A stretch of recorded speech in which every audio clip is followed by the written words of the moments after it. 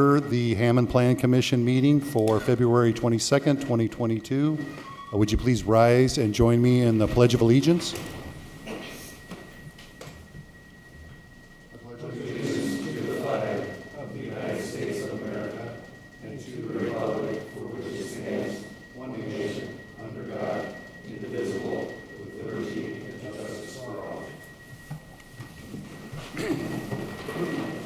Thank you, and Happy New Year to all the commissioners, our first meeting of the year.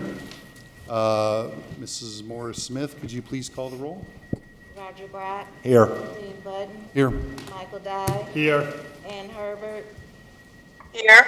William Hutton. Here. Thomas Kazmierzak. Here. Dan Spitali. Sharon Zaney. Here. Marcus Taylor. Here. 9 present. We have a quorum. Thank you very much. Item number 3 is the election of officers for 2022. The chair would now open nominations for the election of officers for chairman. Mr. President. Mr. Chairman. I'd like to Mr. nominate, Commissioner Dye. nominate Dean Budden for president for 2022. Is there a second? I second it. Thank you. I Just a second. heard a second from Councilman Spitali. Is there any other nominations for chairman? Nominations for chairman? Nominations are closed for chairman. Is there any nominations for a vice chairman? Mr. President, Mr. Brock, Commissioner Brock. I can nominate Jim Hutton for Vice President. Bill Hutton, is there a second? Second by Commissioner Dye for Commissioner Hutton to be the vice chair. Is there any other nominations for vice chair? Any other nominations? Any other nominations? Nominations for vice chair are closed. I would next, if it's okay, to move on to the appointment for, or you want to hold that? You take a vote. Okay. So there are no other further appointments to be made at this time. So is there any discussion on the slate of officers for the Plan Commission for 2022? Any discussion? Any discussion? Roll call on the motion, Mrs. Morris-Smith? Roger Brott. Yes. Dean Budden. Yes. Michael Dye. Yes. Ann Herbert. Yes. William Hutton. Yes. Thomas Kazmierzak. Yes. Dan Spitali. Yes. Sharon Zaney. Yes. Marcus Taylor. Yes. 9 ayes, 0 nays, 0 abstentions. Motion passed. Thank you, Mrs. Morris-Smith. Next on the agenda is appointment of the Plan Commission member to the BZA for 2022. Open up nominations for Plan Commission member to the BZA. Mr. President, I'd like to nominate Bill Hutton. Thank you, Mr. Dye. Is there a second? Second. Second by Commissioner Brock. Is there any other nominations to the Plan Commission's appointment to the BZA? Any other nominations? Any other nominations? Nominations are closed. Is there any discussion on the motion? Any discussion? Any discussion? Roll call on the motion to approve Mr. Hutton as the appointment from the Plan Commission to the BZA. Roger Brott. Yes. Dean Budden. Yes. Michael Dye. Yes. Ann Herbert. Yes. William Hutton. Yes. Thomas Kazmierzak. Yes. Dan Spitali. Yes. Sharon Zaney. Yes. Marcus Taylor. Yes. 9 ayes, 0 nays, 0 abstentions. Motion passed. Thank you, Mrs. Morris-Smith. Congratulations, Mr. Hutton, to your appointments. Thank you. Next item on the agenda is item 4, approval of the minutes of the December 20th, 2021 Plan Commission meeting. Members, you have in front of you in your packet a listing of the meeting minutes for that date. Is there a motion to approve those minutes? I'd like to make that motion. Commissioner Hutton has made a motion. Is there a second? A second. Second. Seconded by Commissioner Taylor to approve the meeting minutes. Is there any discussion on the meeting minutes? Any discussion? Any discussion? Roll call on the motion. Roger Brott. Yes. Dean Budden. Yes. Michael Dye. Yes. Ann Herbert. Yes. William Hutton. Yes. Thomas Kazmierzak. Yes. Dan Spitali. Yes. Sharon Zaney. Yes. Marcus Taylor. Yes. 9 ayes, 0 nays, 0 abstentions. Motion passed. Thank you, Mrs. Morris-Smith. Next item on the agenda is item 5, old business. Is there any old business? There's no old business. Thank you, Mr. Poland. Next item on the agenda is item 6, new business. First on the docket for new business is CP-22-01, petition of Hoffman Street Partners, LLC, and 837 Hoffman Street, LLC, to reclassify property at 831 through 849 Hoffman Street from R1U Urban Single Family Residential District to C1 Local Commercial District within the City of Hammond, Lake County, Indiana.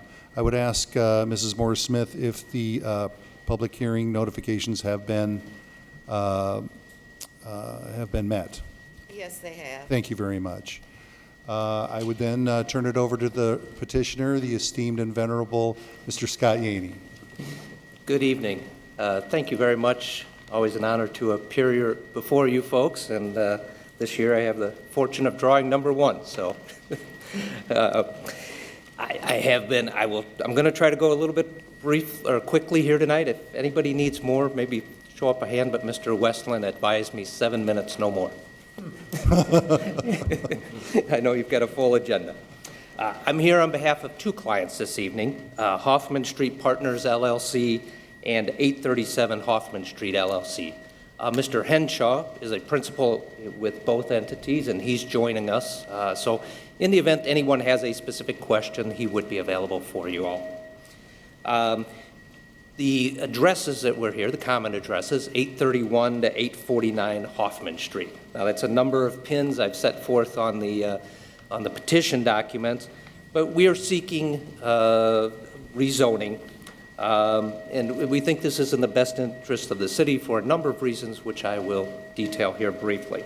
But as our chair noted, we're seeking a change from R1U Urban Single Family District to C1 Commercial District, C1 Local Commercial District.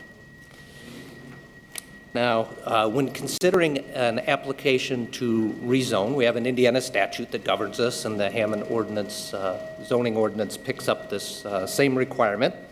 The body, meaning you folks, are to pay reasonable regard to the comprehensive plan, current condition of the property, and the current structures and uses in the district, the most desirable use for which the land in each district is adapted, conservation of property values, and reasonable, responsible development and growth. And I'll hit each of those characteristics and why I think this zoning request should meet with your approval this evening. First of all, the comprehensive plan. We do want to utilize this property for commercial use, but C1 local commercial use. And that's a designation that I'll get to later, but there are uses in there that are customarily found in neighborhood districts. When we go back to the 1992 comprehensive plan, and that's our guiding light on all of this. It's where our zoning ordinance comes from. This district, this area of the city, it was contemplated that there would be local commercial uses in conjunction with residential uses. And this is particularly appropriate in this area. And so what we're seeking here tonight is consistent with the comprehensive plan. Then we look at the current conditions and the character of the current structures in that area. This property, and I'll go through the history in the next section, but previously this was a dry cleaning business that was located on this property. And many of you all have come to know, I'm sure, over the years of problems that can be attendant to dry cleaning facilities. The prior use of this property was, in fact, commercial. The property that we're here talking about this evening, a good segment of it was commercial, and then there were multifamily residential structures. Those were demolished in recent years for the cleanup I'll talk about momentarily. But this is the use that we're seeking tonight is consistent with prior uses of this property. However, it has been designated as R1U, single family, for some time. So we're seeking this change. To orient you folks, I've given you some maps on page 6 of my illustration to show you that we're right between Cedar Avenue and Pine Avenue on Hoffman Street. And you'll see, and I'll talk to you about some of the surrounding uses, but the immediate area, the use that we're seeking, local commercial, is consistent with the character of that neighborhood and the surrounding properties. Then we consider the most desirable use for the land and that we're considering this evening. So I mentioned the dry cleaner. It was operated from 1962 to 2012. I don't know if you all remember, but it was the Do-All Village. And after 2012, all the dry cleaning equipment was removed, the business was shut down, but an environmental unhappy legacy remained. There were PCEs that penetrated into the ground, and that prompted clients affiliated with Mr. Henshaw to come out because his client does environmental remediation. And in 2016, one of those companies, Enviro Forensics, began a very ambitious cleanup in what was somewhat novel technology at that time, as it was explained to me when I was involved in going back. Since that time, there's been a very aggressive cleanup. IDEM has overseen this cleanup, does frequent and continuing monitoring, and there will be monitoring well into the future. And that is required by an environmental restrictive covenant, which in the letter that I sent to you folks said would be recorded. That actually is recorded now and an obligation on the property. And it obligates the property owner to comply with IDEM requirements, which require frequent monitoring on site, and also restriction on uses. This property, and you know why we say the most desirable use, this property can't be used as residential property. Due to IDEM standards and what the types of things that we do when we have cleanups, typically you won't see in residential uses on those types of properties. So the only use to which this property may be put is commercial. Our alternative is leaving a vacant property, which I will say we always have issues, almost always have issues attended to vacant properties. And unfortunately, this property had a very unhappy incident in not too many years past. So there is a definite, I would say, interest of the city, and I would say the surrounding neighborhood, to see something happen that is productive on this property and not be an attractive nuisance that permits problems, debris, loitering, and worse activity. This restrictive covenant will restrict things such as, for example, we couldn't have a bed and breakfast. So there's some commercial uses that are prohibited. Fireworks, absolutely prohibited. Can't sell fireworks there. And anything at all that sounds like residential is absolutely prohibited. The next factor we talk about is consideration of property values throughout the jurisdiction. And on page 8 of my letter to you all, I showed you the state of this property as it has existed over the years.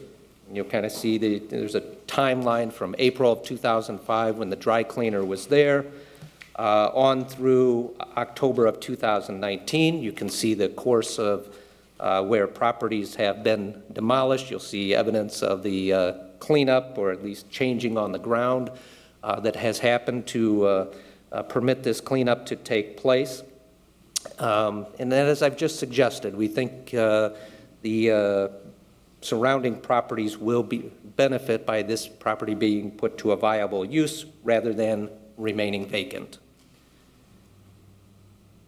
The fifth item is responsible development and growth. Right now, there is, people want to know what's going to go there.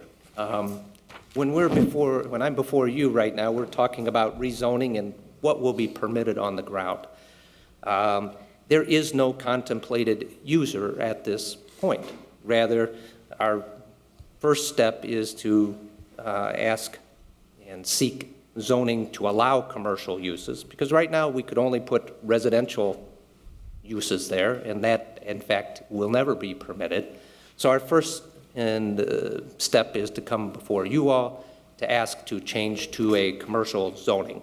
And specifically, we're seeking a C1 local commercial district use. If you look at that area, and I've given you some surrounding photographs of businesses in that area. El Taco, we're familiar with Irving School nearby. El Taco Real, favorite place for many of us.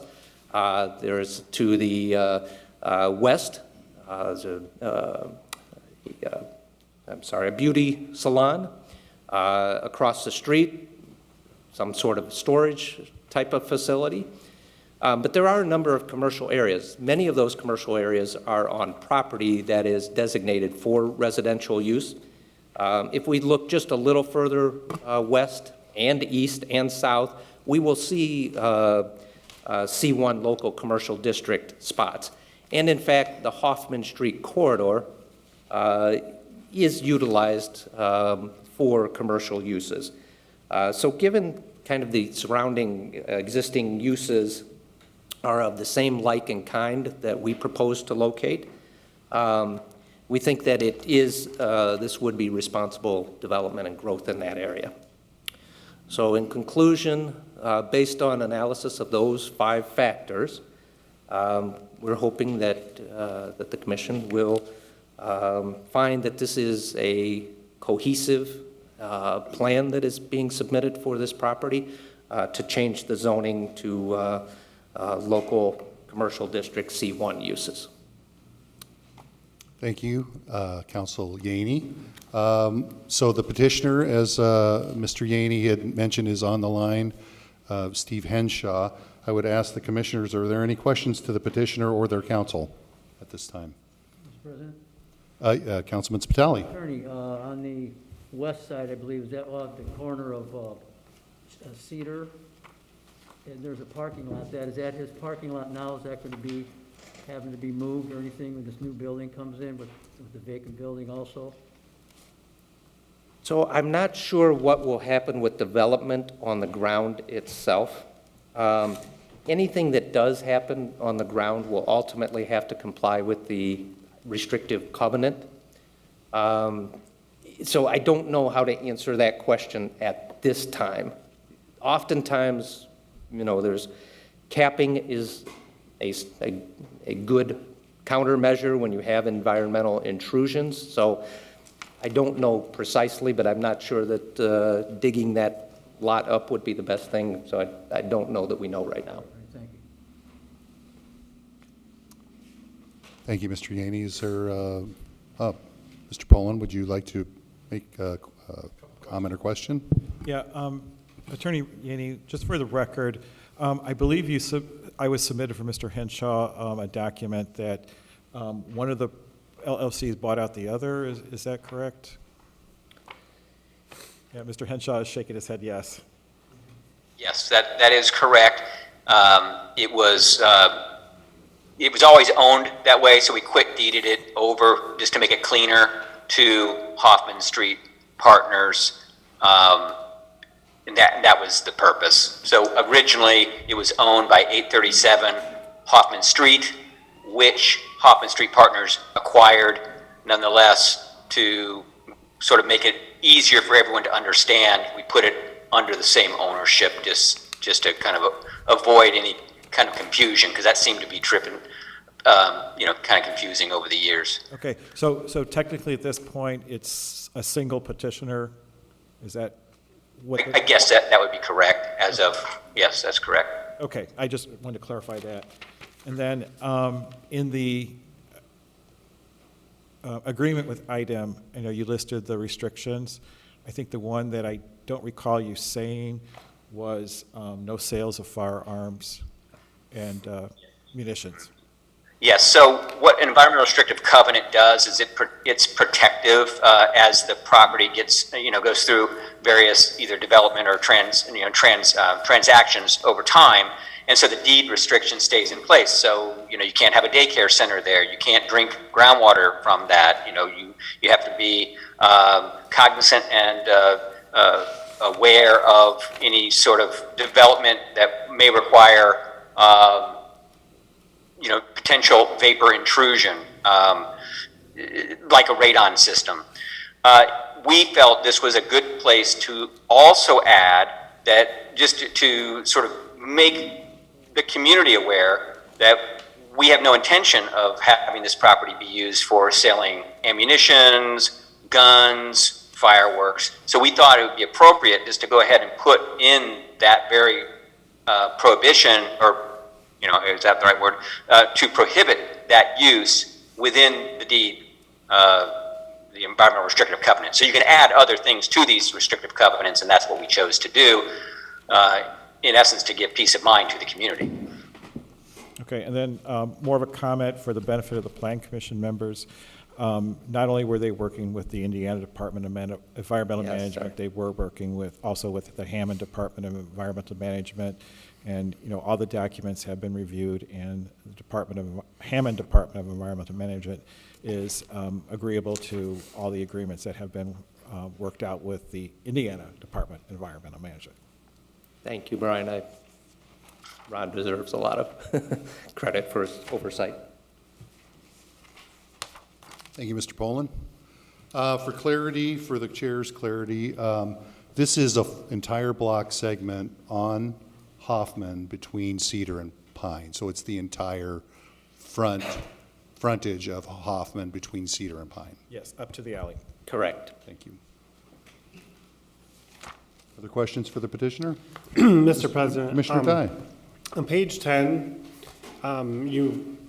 you said that there would be no residential possibility, but if we do grant the C1 local commercial district use, number 8 does say residential above the first floor. And also, number 3 says childcare centers. So you said no residential, but this says, yes, you can have residential above the first floor. So please clarify on that. So that's why we have this environmental restrictive covenant, and those are specifically prohibited in the environmental restrictive covenant. So although it's authorized as a C1, it would be authorized in a C1 district. On this specific property, the restrictive covenant that runs with the land prohibits those uses. Yeah, the covenants would supersede zoning. Okay, thank you. That answers your question, Mr. Ty? Yes. Okay.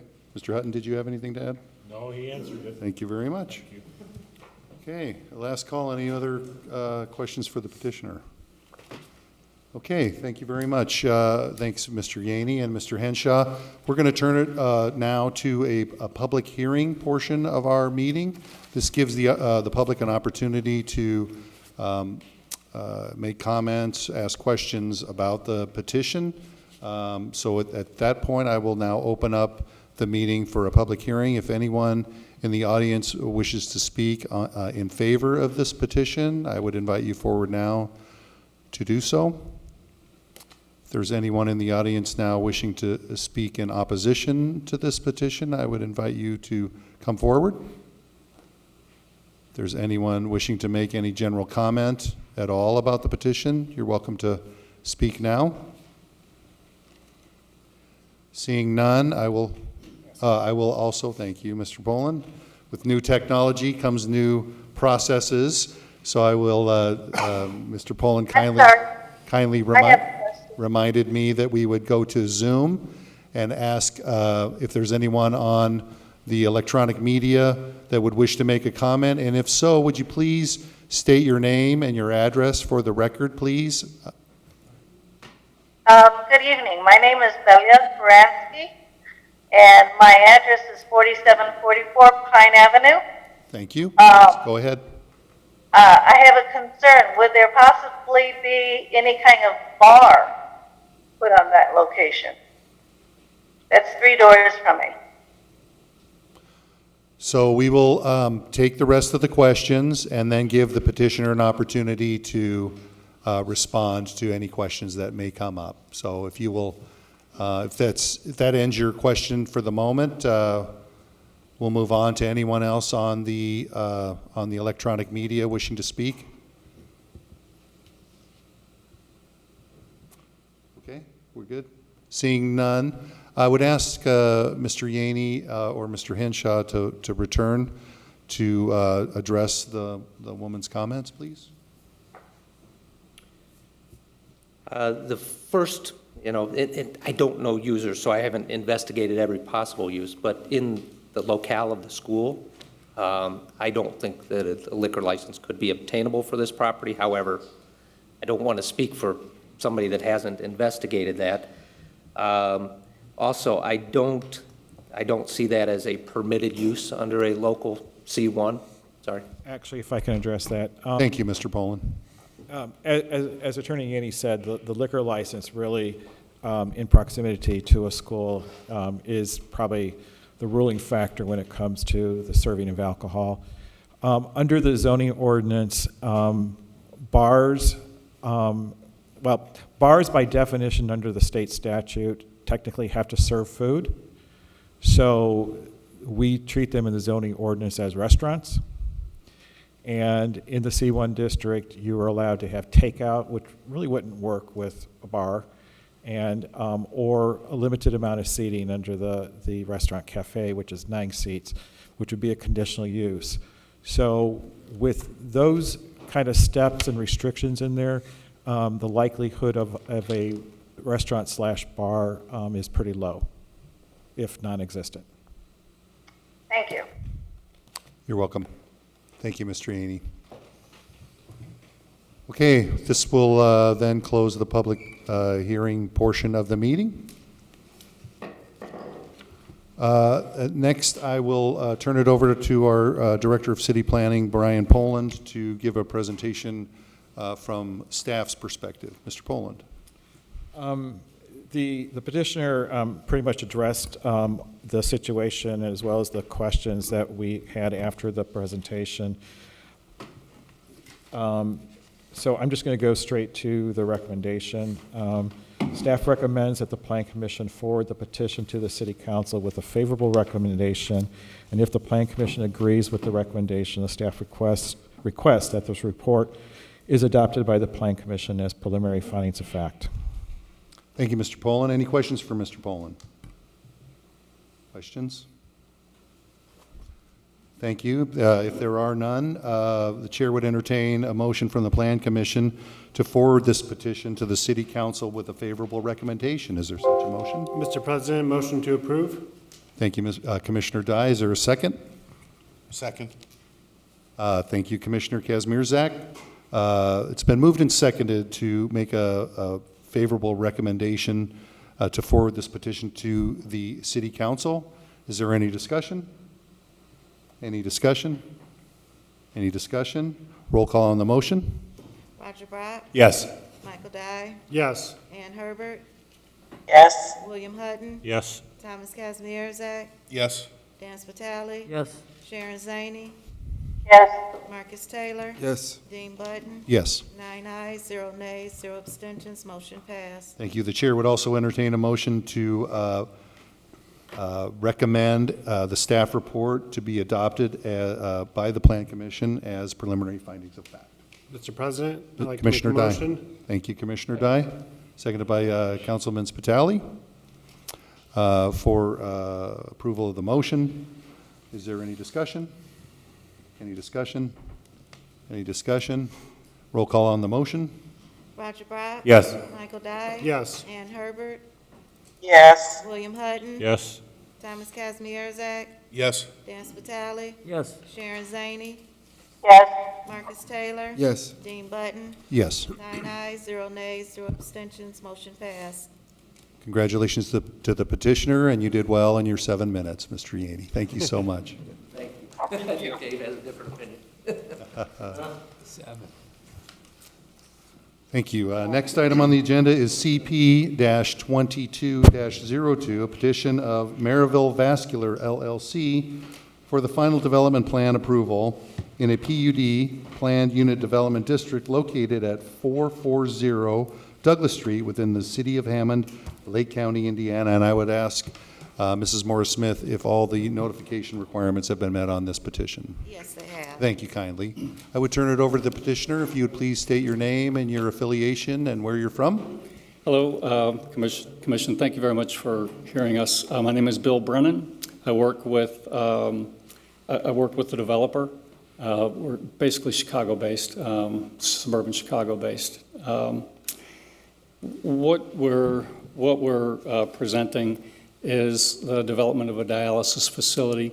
There's currently an operator that operates out of St. Francis, adjacent to the emergency room. It's a 24-chair facility. We look to replace, or with what's going on with the hospital, there's a lot of ambiguity about the longevity of that location. So we've identified 440 Douglas as a very viable alternative for our patients. And so what we're looking to build is an 11,000 square foot building. Again, it'll house 24 chairs, dialysis chairs. And it's in the PUD, so we've worked with, with Brian quite a bit to make sure we're fitting within what it needs to be. Pardon me, this is my first time up before council, so I don't know what topics I should hit on, which ones I should not. Try to keep it as brief as possible. Other than that, I have our engineer, Lisa Cassidy. She'll get into a lot more of the details of the development. So I'm supposed to hold these up for a little bit. These are Just kind of aim it for the camera for the short term. duplicated information in your presentation. Okay, so if you want to show a different one? Yeah, because he said, he gave the signal. Okay, so that was the site plan, there's the Liz north elevation. And here's the south elevation.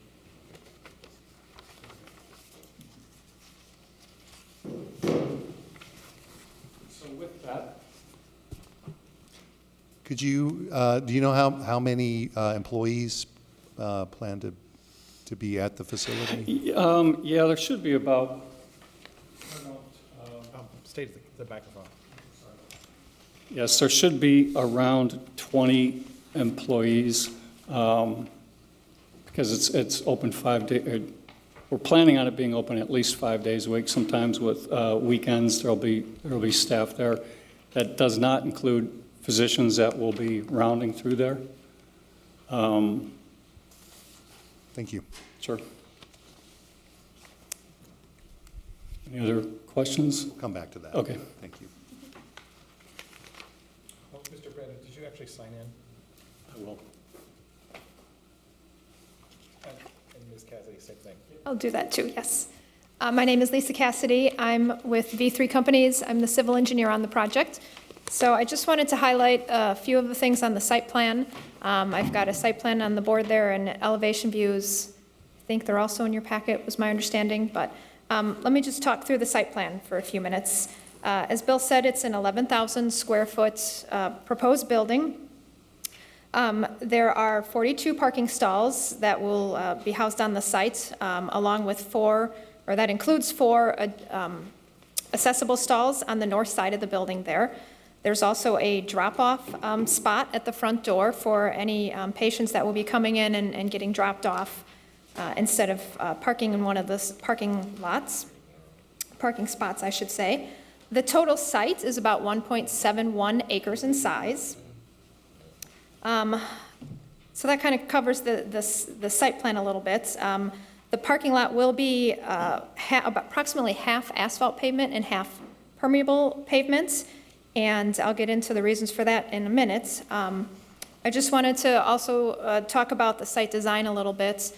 The site currently drains from the southeast corner to the northwest corner and out to Douglas Street. Per Lake County standards, we have to provide stormwater detention for the property.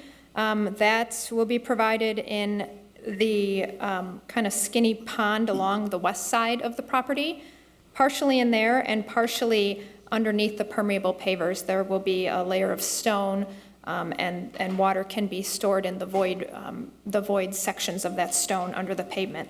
So the design will, again, be such that it meets Lake County stormwater ordinance.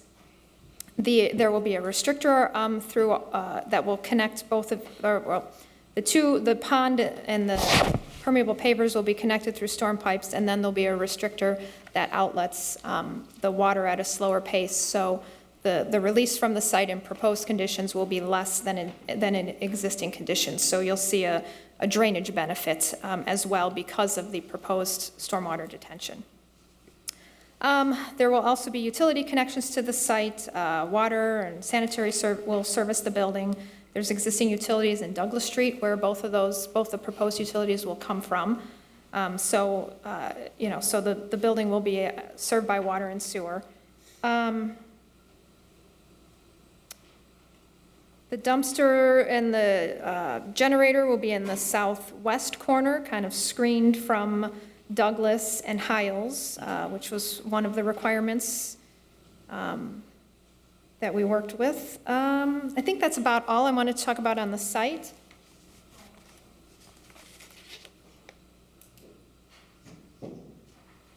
And the other couple boards I have here are just the elevation views, so you can see, the general color scheme of what the buildings will look like. I know, I believe Brian has an actual color sample too board that was provided by the architect. So, Which I forgot downstairs. Let's see, this is the north. Yeah, this is the north and the east, and then very similar to the south and the west elevation. So it gives you a good example of what it will look like. That's all I have then, if anybody has any questions. Questions from the commissioners to the petitioner? Commissioner Hutton. Thank you very much. I'm not much at reading this kind of stuff, but can you tell me how many square feet this building is? 11,000 square feet. And Mr. Poland, the 9.5 feet for the width of the ADA stalls is compatible? 9.5 feet is the minimum size. 9.5 feet is the minimum size parking space for any parking space. And when we apply that to the accessible spaces, the vehicular portion is also supposed to be 9.5 plus the 5-foot striped area when it comes to the non-van accessible spaces, but then the van accessible space is 11 feet wide for the vehicle. Okay. My last question, but I reserve the right, and that is, does this have to be submitted to Indianapolis, to the Board of Health? Yes, ultimately it will be. It will be? Thank you. Yes. Thank you. I'm done. Thank you, Commissioner Hutton. We'll come back to you if you come up with any more questions. Appreciate that. Any other questions from the commissioners? Now, I don't think we're going to be doing the application. It would be done by the tenant. It'll be done by the dialysis provider. We don't. Oh, I thought it was done by the person that's designing the building or constructing the building. No, Maybe we'll I do- misunderstand. Okay. Yeah, we won't be doing that. It'll be done by the facility, the tenant. Thank you. Does that happen prior to erection of the building? Yes. That's what I Sorry. thought, yeah. So you probably need that Right. approval first before the building Right. is permitted. And obviously, the building construction plans would be reviewed by the Indiana Homeland Security. Right, and we also need approval by Medicare, CMS as well. Great, okay. So it's an early step in the process. I would, before I build a building, get their approval, yes. Thank you. Commissioners? Mr. Poland, you had a question as well. Yeah. Ms. Cassidy, can you go back to the site plan, or one of you can go back and put the site plan up? Okay. Some of my questions that I want to ask are going to be directly related to the following petition, which is the PUD ordinance. But just for discussion purposes at this point in time, the enclosure for the dumpster and the generator that we discussed that the materials were going to be masonry similar to that of the building. Correct.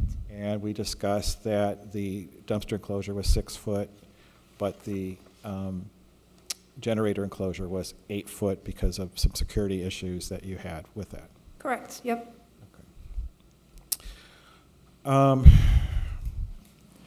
Unfortunately, since I forgot to bring the sample, my next question is going to be a little bit more challenging to answer. But one of the things, and this is based on our emails today, is that in the drawings, elevation drawings that you have, the brown color brick, it has a different name than what was on the sample board. And one of the things that I was really trying to understand is what is the shade difference between that, other than there's a name difference. And I know that sometimes computer-generated printers, renderers, machines, it's not necessarily a real-world color. So for the record of discussion purposes, is the color that is on the rendering based on Braddock as the name and the color on the sample board, and I forgot the name of that color, are they very close? They are. My understanding, with talking with the architects who put that board together for you and put these elevations together, my understanding is the sample on the board is the actual color it will be, which is very similar to the color in this rendering. And the name is different on the rendering because they were having some supply issues. I think they originally wanted to use the name on this board. And then as they were ordering supplies and having some material issues, the color that he wound up submitting to you is very similar to this color. It has a different name, but the color on the board is the actual color of the brick that it will be. So if the average person walked by in the building and had the 2 bricks in front of them, they would, as you are 20 feet away, you would never know what color. I'm guessing you would never know the color. Yes, that's my understanding in all the communications and the emails back and forth with Jason Pine, who is the architect. The issue was just they were having supply problems with getting the actual color listed on this board, and he replaced that with a different brick color, which is, you know, very, very similar to what's actually shown on the board. Okay. One of the other points of discussion that we had is that when this property was originally developed in the early 1990s, that the Douglas Point Apartments had currently exists, has a brick wall that is on the eastern part of the property, and it actually has a sign that is for the apartment complex. And we had discussed that there appeared not to be clear records that indicated that there was, once the property ownership changed, that there was, ability for that to be there. So we had discussed prior to the meeting the creation of an easement, and that has not been presented yet. And that one of the discussions I had with your consultant, and you were all party to, is that the mechanism upon which that easement is generated, if it's done one way, it's okay. If it's done another way, it would trigger a platting process. And so my recommendation had been, or is, that it amends the covenant documents that exist on the entire PUD property, that's where the document gets amended into the record, so there is so that would avoid having to put an easement through the platting process. So has that gone beyond that any stage yet, or where's that in the development of the easement? We haven't addressed that yet. I mean, I think we all want to do it the most direct, easiest way. and we fully intend to get that done. But we just haven't taken those steps yet. Okay, and generally speaking, is that would be something done after you get the health department approval, or where could I anticipate that in the relationship of a permit application? I really hadn't thought about it. It'll get done before we open, obviously, but whatever's convenient possibly for. Yeah, I would recommend that you have that in place prior to the issuance of the permit. Okay.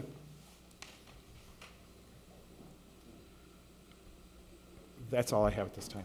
Yeah, on that subject, if I could, Mr. Hutton, on the subject, for the benefit of the commissioners, is there a way for either the petitioner or the Director of City Planning to describe where on the site plan this encumbrance is located, so we're all sort of clear on that? I know it is.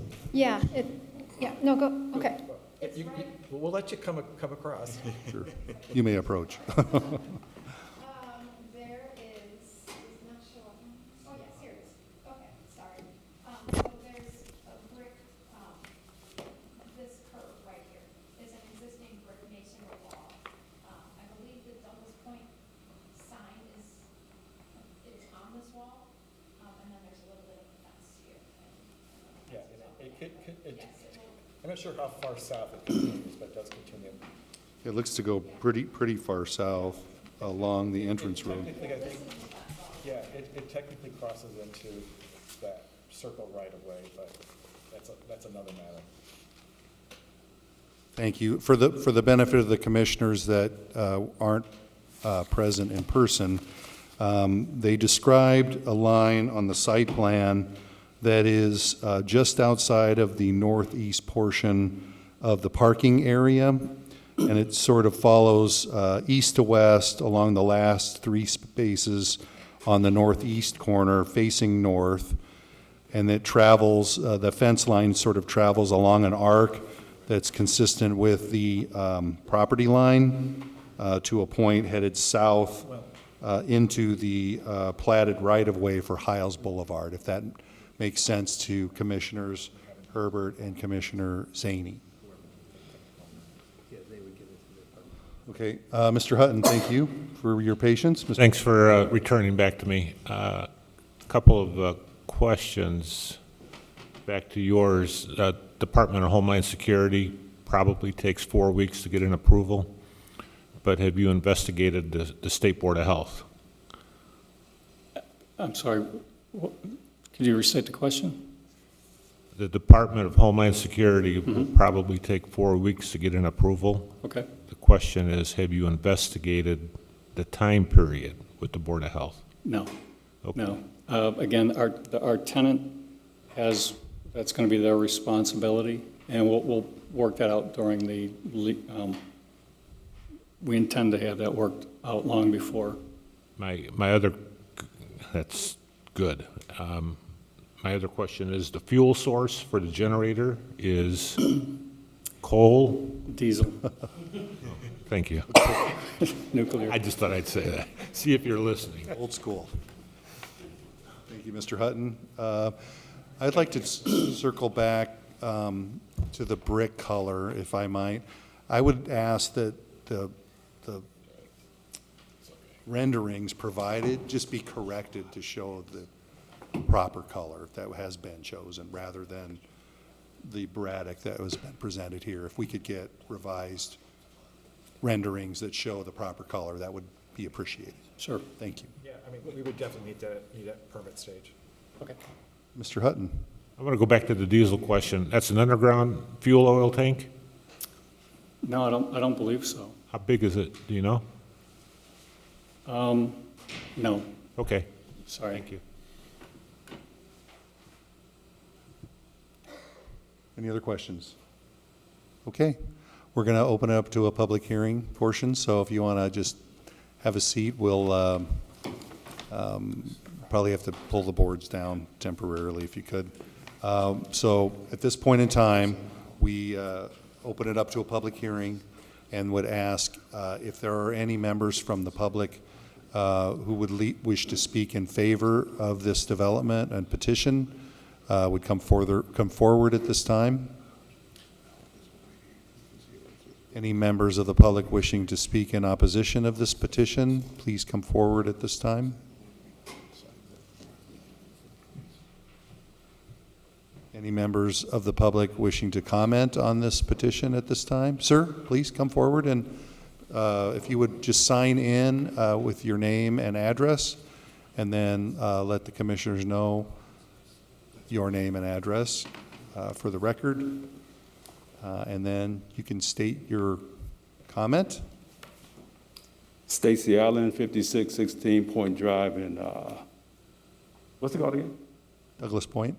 Douglas Point. I just wanted to see the plans because they faced it just towards you guys. We didn't get a chance to see it. Oh, sure, sure. Please take your time. Sir, did you sign in? I did. Yeah, he did. All right, He did. We watch each other's back, Brian. You help me more than I help you.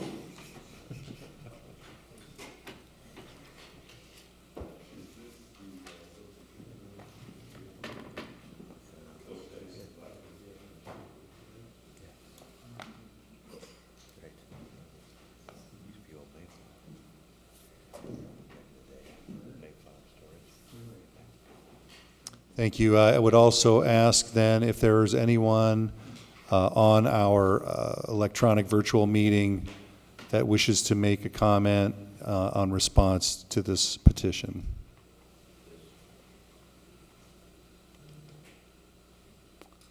Okay, seeing none. Appreciate the petitioner's flexibility in showing the figures. At this point in time, we would close the public hearing portion of the meeting. So then I would turn it over to our Director of City Planning, Mr. Brian Poland, for his staff report. Ms. Cassidy, if you would bring the site plan back up.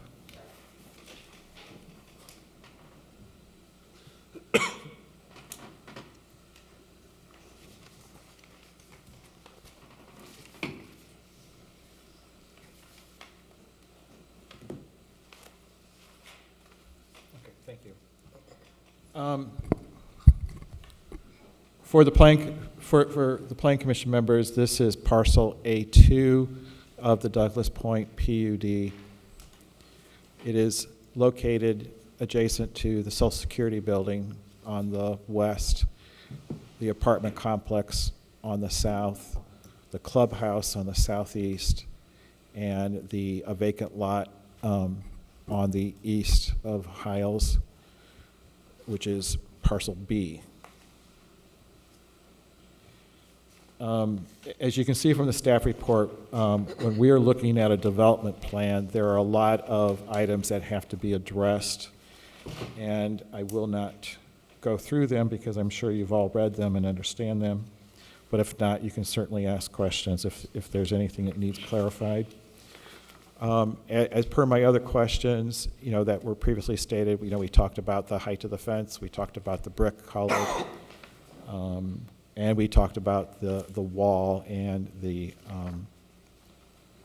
sign associated with it. One of the things that I forgot to address, and this is why I wanted the site plan, is that what you're showing right now is you're showing the public sidewalk that is on Douglas Street, but you're not showing a sidewalk that's perpendicular into the property. And based on all of our efforts with the downtown station and the pedestrian access and the possibility or probability, depending upon what it is, I'm not sure how patients get to this facility, but should a patient want to use the train to get to the facility, then and then walk to the location, we'd like to see a more of a pedestrian interconnection from the public sidewalk into the property. That being said, I also want to say that part of this plan, this approval process is directly related to the filing petition, which is the writing of the PUD ordinance. Again, for the Plan Commission members' benefit, this kind of the long convoluted history of the Douglas Point development is that in the early 1990s, the approval processes were different than what we are currently bound to do under state statute. And what we are trying to do with the PUD ordinances is to rectify that requirement that was wasn't what was previously required. So some of the provisions when it comes to the parking ratios, the height of the enclosure of the generator, and some of the architectural things, as far as the regulatory component of it, those are addressed in the PUD ordinance. So the staff report is written in the context of that PUD ordinance is eventually adopted by the City Council. So going to the recommendation, the proposed final development plan meets the applicable provisions of the PUD district ordinance, subject to, 1, the final engineering design, 2, the addition of a sidewalk connecting the public walk to the main entrance, the clarification of the masonry color, which we've accomplished tonight, the council's approval of the amending PUD district ordinance, and the receipt of the sign/wall easement amendment to the ECR, easements, covenants, restrictions document. Staff recommends that the Plan Commission grant final approval to the final development plan for parcel A2, 440 Douglas, subject to the 5 stated conditions. Some of you may not have the corrected report that corrected that one. And then, and if the Plan Commission agrees with the recommendation that the staff requests that this report be adopted by the Plan Commission as preliminary findings of fact. Thank you, Mr. Poland. Questions to Mr. Poland from the commissioners? Any questions? Not a question, but just to the petitioner, I, as the city engineer, I appreciate all the effort that has been taken to accommodate the requests by the city. I know it's been sort of a long, protracted process, and we do appreciate your patience on that. So I wanted to mention that, I guess, at this time. If there's nothing further, I would entertain a motion that the Plan Commission grant final approval to the final development plan for parcel A2, 440 Douglas Street, subject to the 5 stated conditions. Is there a motion to approve? Motion to approve. I do believe that was Commissioner Herbert. Second. Is there a second? Seconded by Commissioner Dye to approve the final development plan subject to the 5 stated conditions. Is there any discussion? Any discussion? Any discussion? Roll call on the motion. Roger Brock. Yes. Michael Dye. Yes. Ann Herbert. Yes. William Hutton. Yes. Thomas Kazmierzak. Yes. Dan Spitali. Yes. Sharon Zaney. Yes. Marcus Taylor. Yes. Dean Button. Yes. 9 ayes, 0 nays, 0 abstentions. Motion passed. Thank you. The chair would also entertain a motion to adopt the report.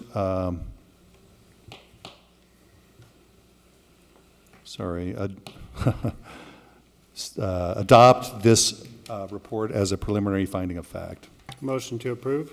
Thank you, Commissioner Dye. Second. Seconded, thank you, by Commissioner Taylor. It's been moved and seconded. Is there any discussion on the motion? Any discussion? Any discussion? Roll call on the motion. Roger Brock. Yes. Michael Dye. Yes. Ann Herbert. Yes. William Hutton. Yes. Thomas Kazmierzak. Yes. Dan Spitali. Yes. Sharon Zaney. Yes. Marcus Taylor. Yes. Dean Button. Yes. 9 ayes, 0 nays, 0 abstentions. Motion passed. Congratulations to the petitioners. Thank you. We do have the next item related to this particular development. It is CP 22-03, a petition by the Hammond Plan Commission for an amendment to the Douglas Point Plan Unit Development District Ordinance located in the 400 block of Douglas Street within the city of Hammond. I would ask Mrs. Morris-Smith if the notification requirements for the petition have been met. Yes, they have. Thank you. I would ask now if the commissioners have any objection to the Director of City Planning to act as the petitioner for the Plan Commission on this action. Any objection? None seen. Mr. Poland, please proceed. All right, thank you very much. Somewhat repeating some of my earlier comments that the Douglas Point planned unit development goes back to the early 1990s. The project evolved over time, and then it stalled. If one would look at the history of the platting, you will see the amended plat, you will see the corrective plat, you will see the re-subdivision of this, that, and the other thing. So it gets very complicated to really understanding it. So geographically, I'm sure you're all familiar with the 400 block of Douglas Street. This property was a former rail yard. There were, even before the Douglas Point development, there was a project in the, I believe it was in the 1970s, early 1980s, that was trying to develop, that was going to develop it as housing for, I think it was a carpenters union that was involved with that. The streets that run through Douglas Point were created at that time, and they were dedicated as public streets. The lots and the parcels, that's part of the convoluted nature of the subdivisions. If you would kind of bear with me in your head, if you can picture Douglas Street on the north, there are 3 lots that front Douglas Street: the Social Security building, the subject property that we talked about, and then there's a vacant lot on the other side of Hiles Boulevard.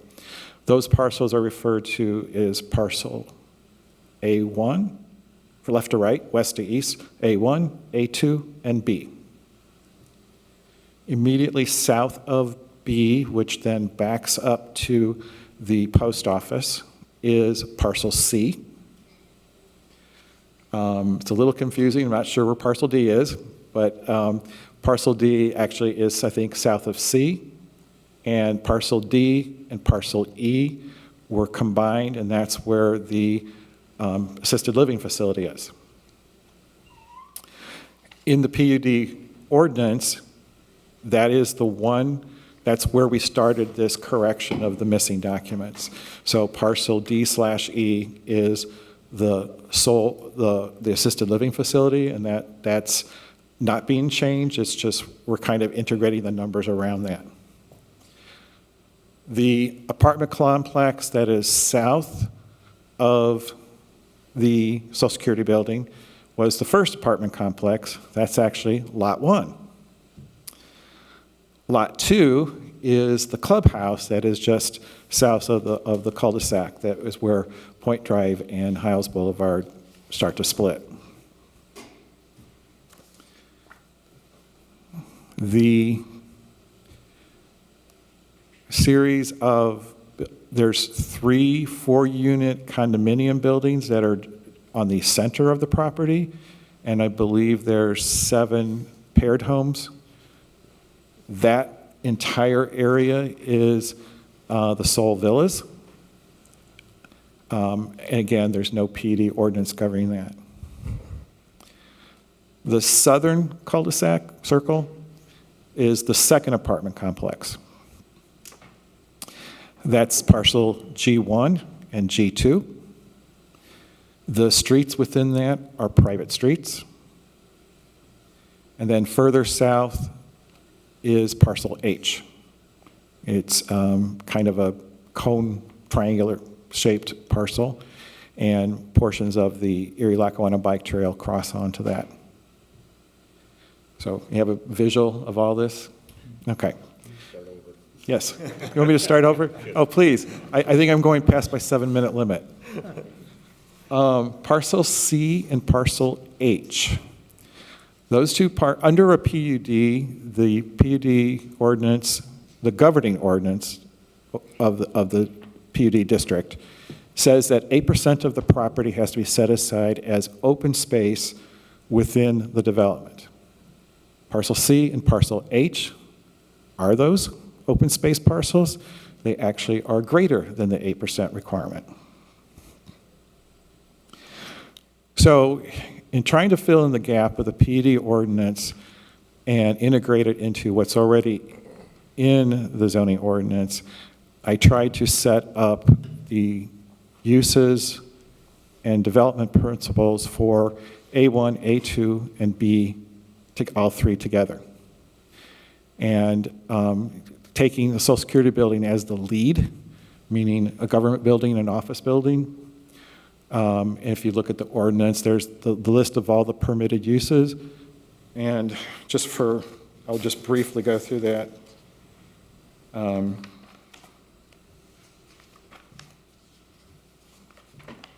Government facilities, health club, daycare center, business incubator, medical office, retail personal services, residential above the ground floor, commercial use, restaurant, or other similar uses. If you look at some of the language, you will see that most of these uses exist in the C4 district. In the original PUD documents, the only guidance that we were given from the early 90s is that those 3 lots were to be commercial lots without any further definition beyond that.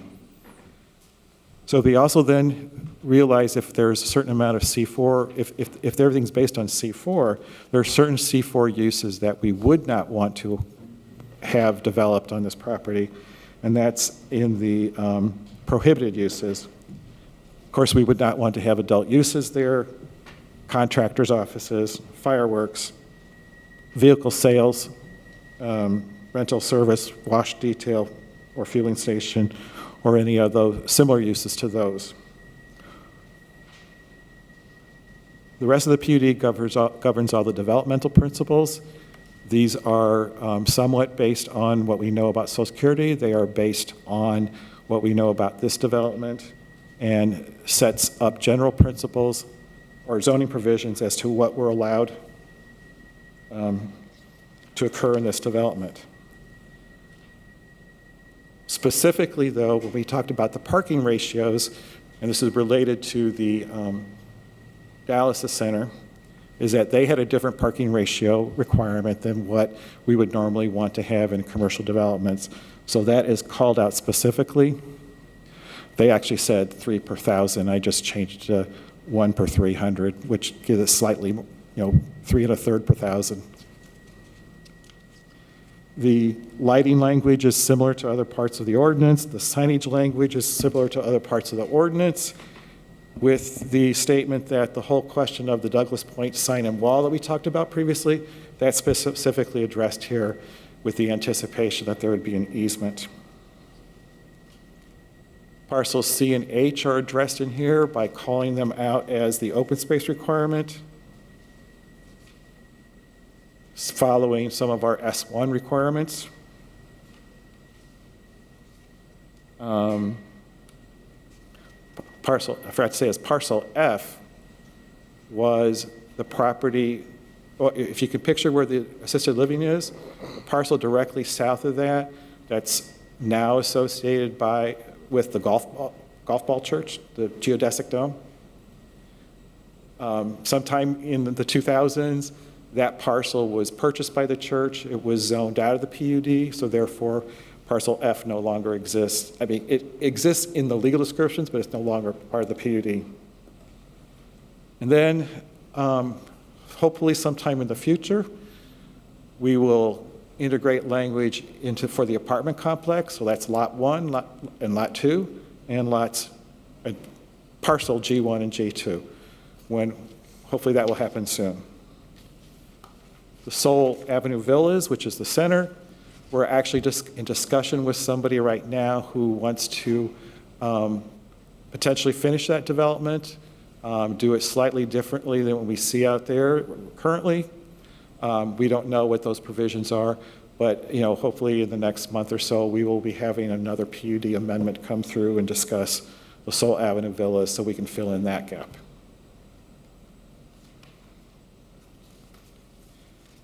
There's a couple of paragraphs or provisions that were put into the front part of the PUD supplement number 2, which addresses all of the properties. And that's where we tried to put some architectural criteria, minimum masonry requirements, some lighting information, some landscaping information, and some overall signage information. So that is, in my probably 12 minutes, discussion of what the PUD ordinance is. Thank you, Mr. Poland. Questions for Mr. Poland? It's a good way to tidy this thing up, to try to make it compliant with the statute. Okay, at this point, we'll open up public hearing for this petition. Is there anyone in the audience wishing to speak in support of this petition? Anyone in the audience wishing to speak in opposition of this petition? Anyone in the audience wishing to speak or make a comment on this petition? Anyone online who happens to be on our virtual meeting wishing to comment on this petition? Okay, seeing none, we'll close this public hearing portion of the petition. Mr. Poland will now act as staff, Director of City Planning, and make the staff report.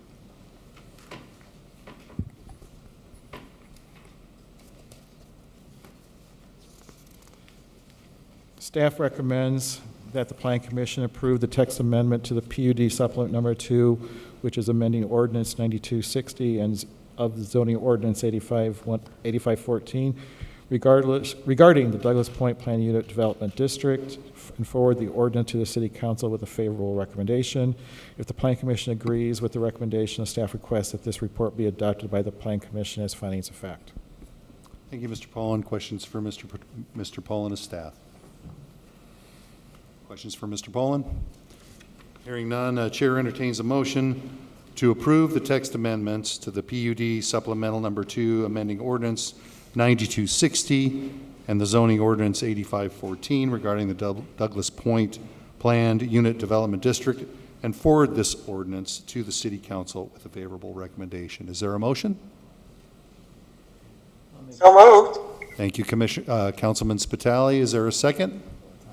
Second. Seconded by Commissioner Herbert.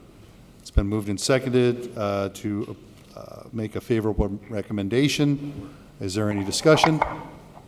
Any discussion? Any discussion? Roll call on the motion. Roger Brock? Yes. Michael Dye? Yes. Ann Herbert? Yes. William Hutton? Yes. Thomas Kazmierzak? Yes. Dan Spitali? Yes. Sharon Zaney? Yes. Marcus Taylor? Yes. Dean Button? Yes. 9 ayes, 0 nays, 0 abstentions, motion passed. Thank you. The chair would entertain a motion that the staff report be adopted as a finding of fact. Motion to approve? Thank you, Commissioner Dye. Is there a second? Second. Seconded by Commissioner Kazmierzak for adopting this report as a finding of fact. Is there any discussion? Any discussion? Any discussion? Roll call on the motion. Roger Brock? Yes. Michael Dye? Yes. Ann Herbert? Yes. William Hutton? Yes. Thomas Kazmierzak? Yes. Dan Spitali? Yes. Sharon Zaney? Yes. Marcus Taylor? Yes. Dean Button? Yes. 9 ayes, 0 nays, 0 abstentions, motion passed. Thank you. Next item on the agenda is CP 22-0. Mr. President. Sorry, Mr. Poland? Yeah, if I may be allowed. Councilman Spitali, would you be willing to act as the sponsor to the PUD ordinance on behalf of the Planning Commission? Yeah, no problem. Thank you very much. Thank you, Councilman Spitali. Next item on the agenda is item CP 22-04, a petition by the Hammond Board of Public Works and Safety for a one-lot subdivision known as Forsyth Square addition to the City of Hammond, located at 1901 Forsyth Square within the City of Hammond.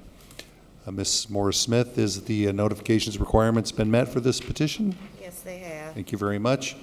Any objections by the Plan Commissioners to Mr. Poland acting not only as the petitioner, but also as staff on this ordinance? No objections heard. Mr. Poland, please carry on. Plan Commission members, I'm actually here acting on behalf of the Board of Public Works and Safety.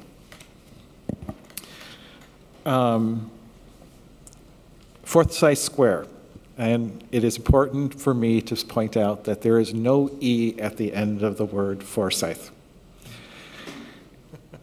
We have researched that, and I can say that with conviction, even though I can tell you that I always want to put an E at the end of it. The subject property is bounded by 119th Street, Warwick Avenue. There's actually a street called Forsyth Square, and Hammond Court. Based on the early 20th century platting of this development, this green area that is in the center of the streets is technically a part of the right-of-way. It was never established as a parcel.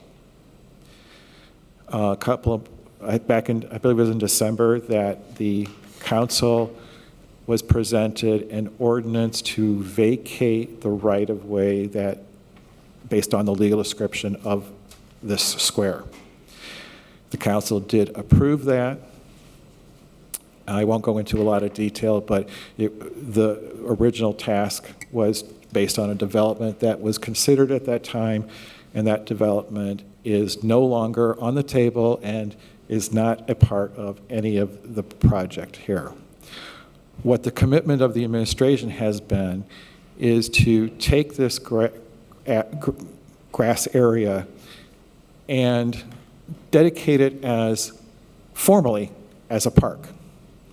It kind of exists as a pseudo park. It has a name, but it was never, it's not property in the normal sense of the term of fee simple ownership property. It used to be right away.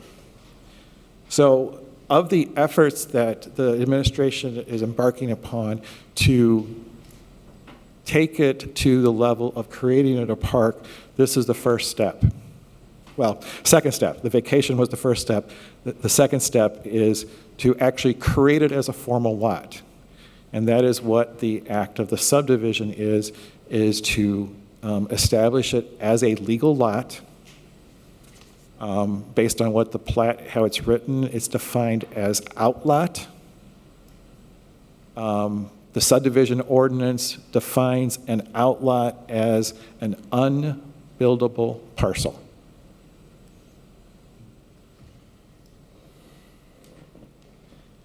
We have, and the next step is once the subdivision is approved and we have a legal description with it properly being recorded, then the step would be to rezone the property to S1, Open Space and Recreational Facilities District.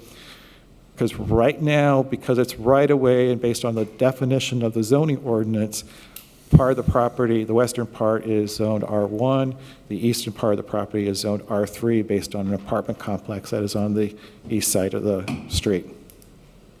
So once we create a lot, we technically at this moment in time will have a split zoning on it, so that would be the intent to get it into a single zoning district and something that is amenable to a park.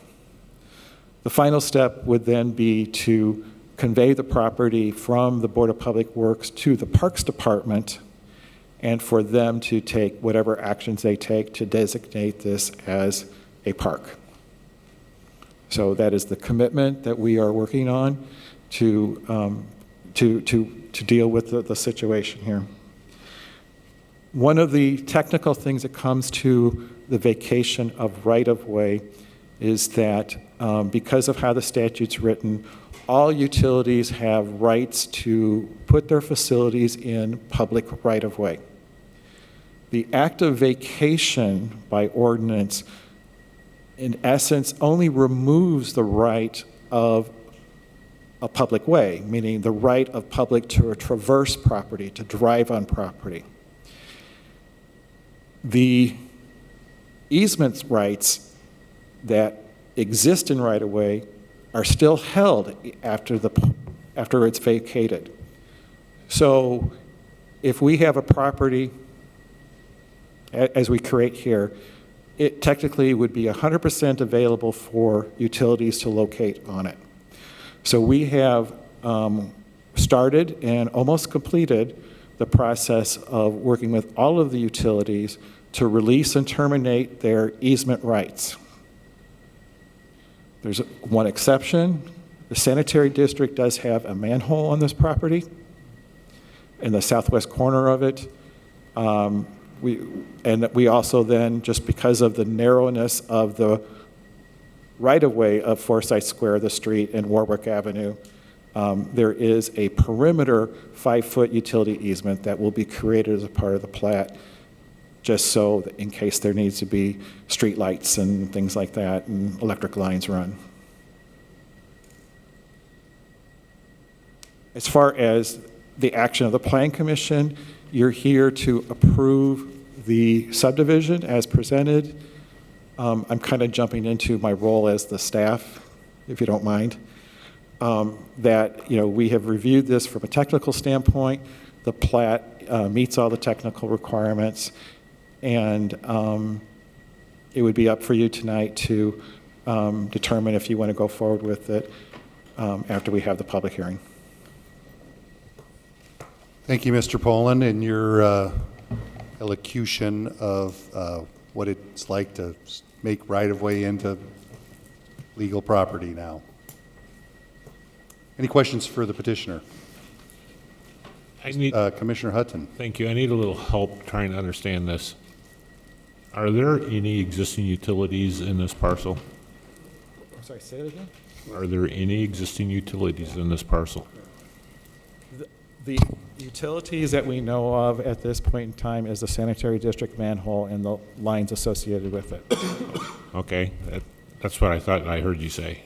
The second part of this is, will utilities be allowed to go through this parcel? That is the whole reason why I said that we are getting them to release and terminate their easement rights. So they will not be able to do that except for the perimeter 5-foot easement that we are creating. Thank you, sir. Thank you, Commissioner Hutton. Any other questions from Mr. Poland? Yes, Councilman Spitali. With this, the right-of-way, is that really odd to have two lines on each side with the road, and then the parcel that we're talking about now? Normally, is that, ever run into a problem like that before? Odd. Is it odd? It exists. I don't know if it's odd. It might be uncommon, because if you look at the platting of the water gardens, you will see that other areas have that parkway in the middle that is a part of the right-of-way. Literally just go south towards Haven. There's like Hammond Court on east and Hammond Court west, but there's another one there that is a parkway, but we're not addressing that one right now. Glendale Park, the park actually is right-of-way. So it does exist. It's just, like I said, not common. Thank you, Councilman Spitali. Any other questions for Mr. Poland? Questions? I guess now's the time to open it up for a public hearing. Is there anyone in the audience wishing to speak in favor of this petition? Anyone in the audience wishing to speak in opposition of this petition? Anyone in the audience wishing to comment on this petition? Yes, sir. Please approach the podium. If you could state your name and your address and write it on the attendance sheet there for the record, and then we'd be happy to hear your comments, sir. Okay. Good evening, everyone, Mayor, board members. My name is Daniel Sanchez. I just recently moved in at 1936 Warwick. Which has great views, by the way. And it was my understanding that it was one of the original homes that was built there by a brick mason. And it's kind of Art Deco like. Anyway, long story short, I understand that there was there was some talk, I got the letter about the planned investors that were going to come in and build properties, and I understand that that's no longer the case, which is good. I'm all for this if it's going to be a park. I'm just a little concerned about if there's going to be any dramatic changes. I paid good money for the property, and as you, most people understand, when you purchase a property, it's location, location, location. And it's right there, you know, in front of these beautiful two majestic pine trees. And I'm just a little concerned that there's not going to be any changes for us. My wife and I are both retired. I was a civil servant for 26 years. I'm also a cancer survivor, and all I want to do is enjoy my home, enjoy the views, and I'm all for change as long as it's positive change. And just a couple other things. If there's going to be anything there, there's some of the sidewalks in the back rear of my property are pretty in need of repair. Maybe somebody could look at that. Other than that, it's all good as far as I'm concerned, and as long as it doesn't affect my property or my lifestyle. That's all. Thank you, Mr. Sanchez. For the record, I'm the city engineer. Okay. We're neighbors. Oh. I live on 119th, almost to Forsyth Park. Oh. So we're close. If you could be more specific about the sidewalk repair, where was that location? Because that's my department. By the garage on in the back street. I guess he had an old-fashioned garbage burner there that's falling apart. Do you have right an address? An address for me the on that? sidewalk is collapsing. What's the address, do you know? 1936. Warwick. Yes. So it's your location? Okay. Yes. Thank you. Yes. I'll have someone take a look at that. Okay. As for, if the, you know, I can't speak for the Parks Department because the intent is for this to become open space and eventually be turned over to the Parks Department to dedicate it as a park. Okay. And so I don't know what the end plan is, Okay. but I know that the city received a lot of disgruntled residents, and they spoke very vocally about the subject, and my understanding is that the intent is to leave the site as it is now, as a green space. Wonderful. So that's the plan. Okay. The end result would be whatever the administration and the Parks Department seek to do with that parcel, but I'm optimistic that it'll remain the way it is today. Great. Thank you very much. That's it. Thank you, sir. Any other comments regarding this petition? Open it up to anyone on the virtual meeting. Is there anyone on the Zoom call that would wish to address the Plan Commission at this time? Seeing none, I'll close the public hearing portion of this meeting. Turn it over to Mr. Poland to act as staff report on this action. Staff recommends that the Plan Commission grant preliminary and final approval of the subdivision plan. If the Plan Commission agrees, then staff requests that the Plan Commission adopt this staff report as its findings of fact. Questions for Mr. Poland? Chair would entertain a motion to grant preliminary and final approval of the subdivision plat. Mr. President, motion to approve. Thank you, Commissioner Dye. Is there a Second that motion. Seconded by Commissioner Hutton. Is there any discussion on the motion? Any discussion? Any discussion? Roll call on the motion. Roger Brock, Yes. Michael Dye, Yes. Ann Herbert, Yes. William Hutton. Yes. Thomas Kazmierzak, Yes. Dan Spitali. Yes. Sharon Zaney, Yes. Marcus Taylor. Yes. Dean Button. Yes. 9 ayes, 0 nays, 0 abstentions, motion passed. Thank you. The chair would ask that the staff report be adopted as a finding of fact. Motion to approve. Thank you, Commissioner Dye. Second. Thank you, Commissioner Taylor. It's been moved and seconded. Any discussion? Any discussion? Any discussion? Roll call on the motion. Roger Brock, Yes. Michael Dye. Yes. Ann Herbert, Yes. William Hutton. Yes. Thomas Kazmierzak, Yes. Dan Spitali. Yes. Sharon Zaney, Yes. Marcus Taylor. Yes. Dean Button, Yes. 9 ayes, 0 nays, 0 abstentions, motion passed. Thank you very much. Next item on the agenda, which is the last under new business on the agenda, CP 22-05, petition by the Hammond Redevelopment Commission for a two-lot subdivision known as Wedgewood Field addition to the city of Hammond located at 3342 through 3408 173rd Street within the city of Hammond. Mrs. Morris-Smith, have the notification requirements for this petition been met? Yes, they have. Thank you very much.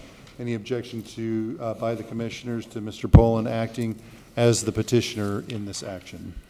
Seeing none, Mr. Poland, please proceed. For this petition, I'm acting on behalf of the Redevelopment Commission and the Park Board. This is property in the 3400 block of 173rd Street. It is currently 3 tax ID parcels. For the longest time, 2 of the parcels were owned by the Park Board. One of the center parcels was owned by the Redevelopment Commission. We have had both of the Park Board and the Redevelopment Commission have worked out an exchange of the property where all of it is in the hands of the Redevelopment Commission. So to act as the petitioner for this, those documents have not been recorded yet, but we do know that they are on file and in order to work to coordinate with this subdivision plan. The property at one time that I personally recall, there was one single-family house on the property, I believe on the Redevelopment Commission's parcel. And the majority of the property is the location of the baseball fields for the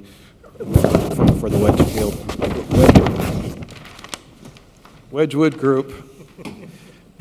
And the intent of this subdivision is to consolidate the property, create a 2-lot subdivision with a Lot 1 being a lot that is about 107.85 feet long and about 0.43 acres. The majority of the property, or the remainder of the property, Lot 2, has a frontage of 175.85 feet and is a total of 3.97 acres. As indicated, Lot 1 is for someone who's interested in a single-family house. And there's a whole process that would have to go through as far as going out for RFPs and things like that. But this is, the intent is to have the subdivision in place to create the lot. The existing use of the fields will continue. All the property is zoned R1 single family. There are utilities that are present in the street. One of the things that the surveyors discovered on the eastern edge of the property, there is I think it's a storm sewer. I don't think it's a sanitary sewer. But it's right on the property line, and I think at the time they were doing the survey work was in the middle of the winter, so it was a little hard for them to exactly pinpoint that sewer line. And there was no evidence of an easement that existed on it. My understanding is the majority of the sewer line really falls on the adjacent property, but because of not knowing exactly where it's at, we felt that because of access for maintenance purposes of a sewer line, that typically an easement would need to be 10 to 15 wide in order for equipment to get down there and to dig a hole or maintain it. So we felt it was appropriate to add a 5-foot easement on this property to help with the ability to maintain the sewer line on the adjacent property. Are there any questions? Questions for Mr. Poland as a petitioner? Mr. Poland, would you talk a little bit about the acreage parcel condition and the dedication of the right-of-way? Oh, yes, right. So, yeah, thank you. When you have property that was created out of the acreage system, oftentimes it goes to the center line of a street, which by some definitions in all the title records, the street technically was not properly dedicated as public right-of-way. So we are taking this plat would provide, or would actually dedicate out that south half of the street as officially as public right-of-way. So it's cleaning up the record, in essence. Thank you, Mr. Poland. Commissioner Kazmierzak. My only question is, so looking at the properties next to what is Lot 1, is there a reason it wasn't pretty much created the exact same way as those with the extension? Because then Lot 2, I know, is going to be kept right now as the baseball fields, but it says it has the possibility of becoming residential in the future. So I was just wondering, that area that's not included in Lot 1, then how would that work into future residential development? Is it going to, would there be like a street put in there and that would be a separate lot then? Or would this be sold as one lot for one house? Has any of that? Well, we don't know the final answer to that question. Internally, we've had discussions of possibly bringing a new street in and creating a series of lots. The property that's directly behind Lot 1 doesn't really have the normal depth that you would have, because typically a lot is, most lots in the city of Hammond are about 125 feet deep. The corresponding dimension is 107, so it's basically whatever the difference is, 18 feet short. It's not that we can't create a lot that has a smaller depth, but it's out of the norm. But that's one reason why that what has not been addressed right now, because we don't know what that final configuration is. There's a lot of unanswered questions of, right now we want to maintain the fields. So, this could happen, some unknown time in the future. And that's where, when you number lots, it's easier to say the one lot is going to be there, call it 1, lot 2, that becomes like a re-subdivision of lot 2 of blah, blah, blah. So just from a naming convention, it makes more sense in that regard. Okay. Thank you, Commissioner Kazmierzak. Any other questions for Mr. Poland as a petitioner? Okay. Thank you very much.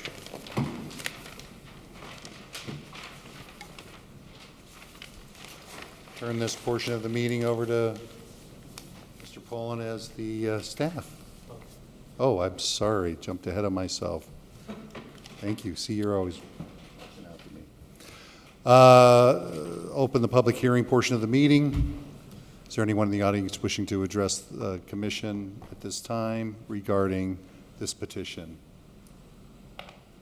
Anyone in the audience wishing to speak in favor of the petition? Anyone online wishing to speak regarding this petition at this time? Please state your name and your address for the record. Michael Brown. My address is 3332 173rd Street, and I own the property on the west side of the lot in question. And I would like to know where which side is going to be reserved for residential, the east side or the west side of the lot? I'm on the west side of the lot. It would be the residential lot that's being created is immediately east of your lot, sir. But the balance of the property, as I understand from Mr. Poland, is also potentially reserved for resident. Well, at this time, it's parkland. for, Dedicated parkland. no, it's a park that has no other purpose than to be Playing fields. play fields, athletic fields at this time. So, Tommy, we want to turn that 90 degrees? yeah, No, turn. There's a dirt lot. Yes. Yeah. North to the top. Mr. Brown, I believe it is, Mr. Brown, if you can see this on the screen, Mr. Novak is showing you the proposed plat to the left-hand side, which would be west. You can see your parcel. Immediately east of your parcel, or to the right, is the parcel that's being created as Lot 1. And then the remainder of that lot is considered Lot 2. Is that clear for you, Mr. Brown? Yes, would lot 1 go all the way back to the end of the field? So Lot 1 is being created now as a residential development. Lot 2 will remain as athletic fields at this time, sir. Okay, but in the creation of lot 1, would they take anything off of lot 1, or would it still go all the way back to the end of the field where the previous property owner held it? So it seems to go to the depth of the previous residential lot, which would have been immediately to, well, it wouldn't be immediately, it'd be one lot east of your lot. Okay. Just to that depth of the former lot that existed as a home. Okay. Does that answer your question, sir? Yes, it does. Thank you. Okay. Thank you for your time. Is there anyone else online wishing to address the commission at this time?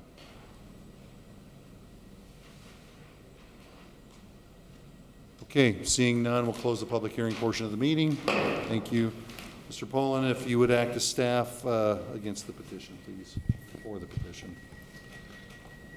Staff recommends that the Plan Commission, other than the technical correction in the report because of a misspelling, but staff recommends that the Plan Commission grant preliminary and final approval of the subdivision plat, and if the Plan Commission agrees, the staff recommends that the Plan Commission adopt the amended staff report as its findings of fact. Chair entertains a motion to approve, to grant preliminary and final approval of the subdivision plat. I'd like to make that motion, Mr. President. Thank you, Commissioner Hutton. Is there a second? Second. Seconded by Commissioner Kazmierzak. Is there any discussion on the motion? Any discussion? Any discussion? Mrs. Morris Smith, roll call on the motion. Roger Brock. Yes. Michael Dye. Yes. Ann Herbert. Yes. William Hutton. Yes. Thomas Kazmierzak. Yes. Dan Spitali. Yes. Sharon Zaney. Yes. Marcus Taylor. Yes. Dean Button. Yes. 9 ayes, 0 nays, 0 abstentions, motion passed. Chair entertains the motion to adopt the staff report as a finding of fact. Amended staff report as a finding of fact. Motion to approve? Thank you, Commissioner Dye. Second. Second. Thank you, Commissioner Hutton. It's been moved and seconded. Any discussion? Any discussion? Any discussion? Roll call on the motion. Roger Brock. Yes. Michael Dye. Yes. Ann Herbert. Yes. William Hutton. Yes. Thomas Kazmierzak. Yes. Dan Spitali. Yes. Sharon Zaney. Yes. Marcus Taylor. Yes. Dean Button. Yes. 9 ayes, 0 nays, 0 abstentions, motion passed. Thank you. Next item on the agenda. I know we're going late here. Appreciate the Commissioner's patience here. Correspondence is item number 6. No correspondence. Thank you. Item 7 is comments from commissioners. Seeing none, staff comments. At this point, we are not expecting a Plan Commission meeting in March. No plan commission is currently scheduled for March. Public comment, anyone in the audience wishing to speak? Anyone in the audience wishing to speak? Chair would entertain a motion for adjournment. Motion to adjourn? Thank you, Commissioner Dye. Is there a second? Second. Second by Commissioner Hutton. All in favor signify by saying aye. Aye. Aye. All opposed, motion carries. We're adjourned. I'd like to wish you all a happy 9th